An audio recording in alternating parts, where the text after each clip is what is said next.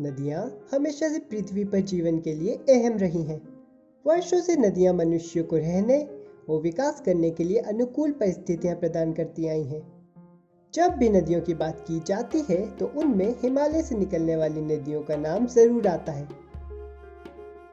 लगभग पूरा उत्तर भारत, पाकिस्तान, नेपाल, भूटान और बांग्लादेश इन्हीं नदियों पर निर्भर करते हैं। अगर इन नदियों में से एक नदी भी विलुप्त हो जाए तो उसके भयंकर दुष्परिणाम हो सकते हैं। इसमें कोई दो राय नहीं होनी चाहिए कि नदियां भी विलुप्त हो सकती हैं। हम पहले भी एक बड़ी नदी सरस्वती को विलुप्त होते देख चुके हैं। हिमालय से 19 प्रमुख नदियों का उद्गम होता है, जिनमें भारत के दृष्टिकोण से गंगा सबसे मुख्य है। अब कल्पना कीजिए किसी दिन गंगा ही गायब हो जाए। क्या हो अगर गंगा एक दिन में ही सूख जाए? गंगा में रहने वाले जीवों का क्या होगा? तट पर रहने वाले करोड़ों लोगों का क्या होगा? गंगा पर निर्भर कृषि पर्यटन का क्या होगा? क्या होगा पर्यावरण का? हम हैं रैंडमली क्यूरियस और आज हमारी क्यूरियोसिटी है, क्या हो अगर गंगा ना हो? गंगोत्री ग्लेशियर से निकलने वाली गंगा 2510 किलोमीटर की दूरी तय करके भारत और बांग्लादेश के विशाल भूभाग को सींचती हुई बंगाल की खाड़ी में मिल जाती है। अपनी सहायक नदियों के साथ गंगा 11 राज्यों को सींचती है। भारत की लगभग 40 करोड़ और बांग्लादेश की 4.5 करोड़ से अधिक जनसंख्या इस क्षेत्र में निवास करती है। हजारों वर्षों से पिघलते ग्लेशियर्स और वर्षा गंगा के जल स्रोत रहे हैं, पर पिछले कुछ वर्षों में पृथ्वी पर बहुत सारे बदलाव आए हैं। इन्हीं बदलावों में से एक है जलवायु परिवर्तन। पृथ्वी के तापमान में पिछले कुछ वर्षों में तेजी से वृद्धि हुई है, जिससे लाखों सालों से जमे ग्लेशियर्स तेजी से पिघल रहे हैं। वर्षा भी अनिश्चित हो चुकी है, जिस वजह से बहुत सारी नदियां विलुप्ति के कगार पर हैं। पर यदि गंगा नदी जैसी बड़ी नदी एक दिन में ही गायब हो जाती है तो इसका सबसे पहला प्रभाव जलीय जीवों पर पड़ेगा, जो बिना पानी के ज़्यादा देर तक जीवित नहीं रह सकते। गंगा और इसकी सहायक नदियों में 90 से ज़्यादा स्तनधारी जीव और 140 से ज़्यादा मछलियों की प्रजाति रहती है, जिनमें भारत की राष्ट्रीय जलीय जीव गंगा की डॉल्फिन्स भी हैं। इनमें से ज़्यादातर जीव पल भर में ही मर जाएंगे। गंगा कछुओं की 12 प्रजाति का घर है, जो गंगा के गायब हो जाने से हो सकता है तटों पर आने लगे या आपके घर में भी घुस जाए तो कोई आश्चर्य की बात नहीं होगी। पर गंगा घड़ियालों और मगरमच्छों का भी तो घर है, जो अपने तापमान को ठंडा रखने पानी में रहते हैं, पर बिना पानी की ठंडक की तलाश में हो सकता है ये जीव आसपास बने घरों खेतों में घुस जाए। यदि आप गंगा या इसकी सहायक नदी के पास रहते हैं तब शायद आपको कुछ परेशानी उठानी पड़ सकती है। नदी के इस तरह विलुप्त हो जाने से उस स्थान पर जगह जगह मृत मछलियां पड़ी होंगी। मृत मछलियां इतनी तादाद में होंगी कि उन्हें हटाया ना जा सकेगा। यदि वे मछलियां इसी तरह पड़ी रहीं तो बीमारियों के फैलने का खतरा बना रहेगा। गंगा में जमा कूड़ा जैसे प्लास्टिक बोतल्स, पॉलीथीन्स और बहुत सारा कूड़ा जो बहकर समुद्र में मिल जाता है, धारा के बिना अब दिखाई देने लगेगा। गंगा के स्थान पर कूड़े का ढेर होगा। यदि आप गंगा को देख के सुकून पाते हैं तो ये आपको काफ़ी चोट पहुंचा सकता है। गंगा में हर दिन 4400 ओलंपिक साइज स्विमिंग पूल्स के बराबर कचरा पहुंचता है, जिसमें अनट्रीटेड रॉ सीवेज और केमिकल वेस्ट भी आते हैं।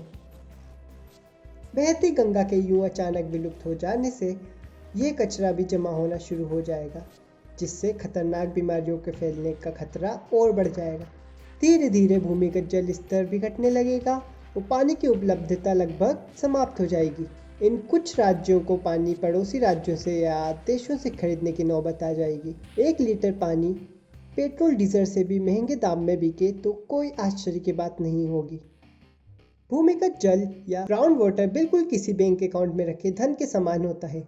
अगर आप कम धन अकाउंट में डिपॉजिट कर रहे हैं और निकाल ज़्यादा रहे हैं तो आपके पास धन की उपलब्धता समाप्त हो जाती है। नदी के यूं अचानक विलुप्त हो जाने से ग्राउंड वाटर पर निर्भरता बढ़ जाएगी, जिससे बहुत जल्द ये जल भी समाप्त हो जाएगा। गंगा और इसकी सहायक नदियाँ जिन क्षेत्रों से भी निकलती है उन्हें सींचती हुई चलती है, जिससे ये क्षेत्र कृषि की दृष्टि से उपयुक्त और अग्रणी होते हैं। पर गंगा के विलुप्त हो जाने से इन कृषि इलाकों में काफ़ी नुकसान हो सकता है। अकेले उत्तर प्रदेश में भारत की 18.90% कृषि होती है।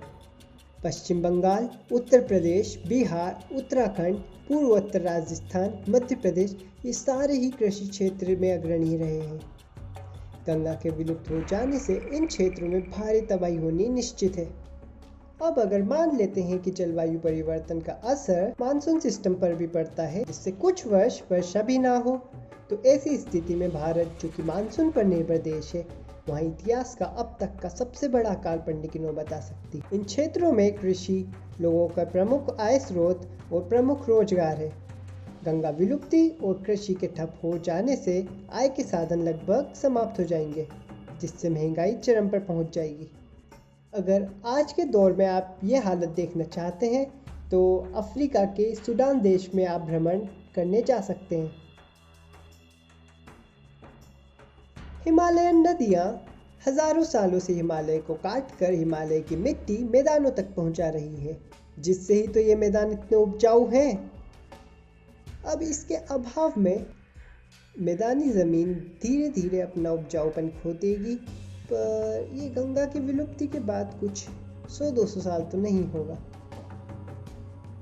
गंगा ने हजारों सालों तक हिमालय को काटकर जो घास समुद्र तक पहुंचाई, उससे बना दुनिया का सबसे बड़ा डेल्टा, जिसे गंगा डेल्टा या सुंदरवन डेल्टा भी कहते हैं। ये डेल्टा भारत के पश्चिम बंगाल और बांग्लादेश में स्थित है। सुंदरवन डेल्टा करीब करीब 1 लाख वर्ग किलोमीटर में फैला हुआ है। इसकी ऊंचाई समुद्र तल से मात्र 10 मीटर है। गंगा के विलुप्त हो जाने से धीरे धीरे ये डेल्टा भी समुद्र में मिल जाएगा। सुंदरवन डेल्टा में एशिया का प्रसिद्ध सुंदरवन मैंग्रोव जंगल भी आते हैं, जो विश्व में सबसे बड़ा मैंग्रोव जंगल है। ये बंगाली टाइगर्स का भी घर है। जंगल उजड़ जाने से ये टाइगर मानव बस्तियों में भी घुस सकते हैं। नदियों का ये जाल उत्तर भारत में तापमान नियंत्रण का भी काम करता है। जो रेडिएशन सूरज से धरती पर आता है, उसे नदियों में भरा पानी कुछ तो सोख लेता है या कुछ वापस ऊपर की ओर भेज देता है, जिससे ज़मीन ज़्यादा नहीं तपती। इसके अभाव में उत्तर भारत काफ़ी गर्म हो जाएगा। एक भयंकर सूखा पड़ेगा। गंगा न केवल पानी के लिए परंतु भारतीय संस्कृति का भी प्रमुख हिस्सा है। उत्तर भारत का ज़्यादातर पर्यटन गंगा के तटों पर ही फला फूला है। वाराणसी, प्रयागराज, हरिद्वार तो गंगा की वजह से ही जाने जाते हैं। गंगा के बिना पर्यटन क्षेत्र पर भी बहुत बुरा असर पड़ेगा। उत्तराखंड, सिक्किम जैसे राज्य जहां पनबिजली यानी हाइड्रो इलेक्ट्रिसिटी का कुल विद्युत उत्पादन का 90% से भी ज़्यादा सहयोग है, वहाँ बिजली आपूर्ति की समस्या भी उत्पन्न हो सकती है। बांग्लादेश में गंगा डेल्टा पर रहने वाले करोड़ों लोग बांग्लादेश के अन्य इलाकों में या फिर म्यांमार या फिर भारत में विस्थापित होने को मजबूर हो जाएंगे। बात भारत की जाए तो हो सकता है उत्तर प्रदेश, बिहार, पश्चिम बंगाल को बड़ी जनसंख्या मध्य प्रदेश, छत्तीसगढ़, झारखंड, महाराष्ट्र और दक्षिण भारत में विस्थापित हो जाए और मध्य प्रदेश उस समय भारत का सबसे ज़्यादा जनसंख्या वाला राज्य हो जाएगा। क्या आपको लगता है ऐसा कभी होगा? और क्या इस तरह की आपदा या सूखे के लिए हम तैयार हैं? आज की वीडियो में इतना ही। ऐसी ही इंटरेस्टिंग वीडियोस को देखते रहने के लिए देखते रहिए हमारा चैनल रैंडमली क्यूरियस।